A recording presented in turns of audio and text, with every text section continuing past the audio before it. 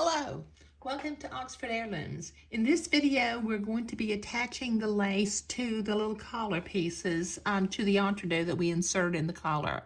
As you can see, I've already sewn one piece of gathered lace to the collar, and I've gathered my other piece of lace, and I'm ready to begin to zigzag it to the entree, and I'll show you how I did this. Now, one thing that I did was I had an F printed on all four of my little front edges of the collar, but since this is a Malin lace, I needed to make sure that I had mirror image tops. So on one side of each of the mirror image collars, I wrote a little T so that I could make sure that I align my Malin lace to where the fuzzy side is going to be facing down. And when I attach it to the garments, I will, the fuzzy side will be down.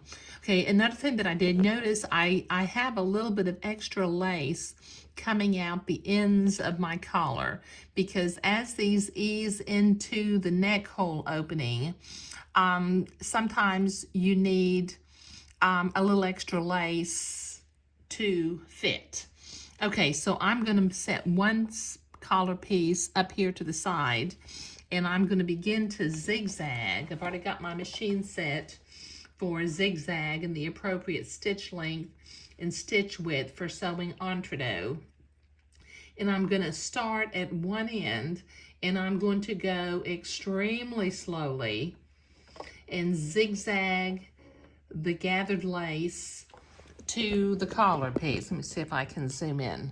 I'm going to be catching the whole of the entree. Let me make sure I'm going in an entree hole and not stabbing the entree ladder. Okay, I'm going to be going into the hole of the entree on the left and catching the header of the lace on the right. So this is, like I said, this is an extremely slow process because I've got to go around a corner, or I've got to go around a curve, pardon me. And I want to make sure that I don't have any holidays between the lace and the entree.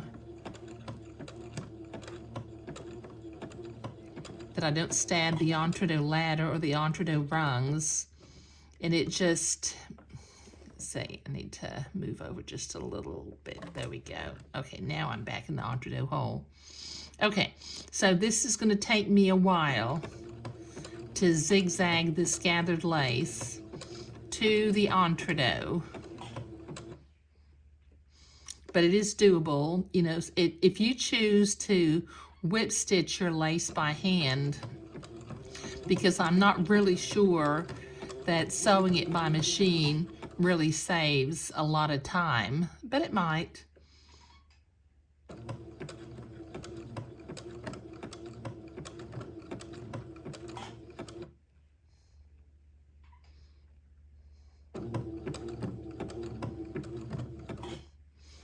Okay, so this will take me a little while to get all the way around the edge of this collar, but I'll be right back. Okay, so I've got my second piece of gathered lace zigzagged onto the entree of the collar.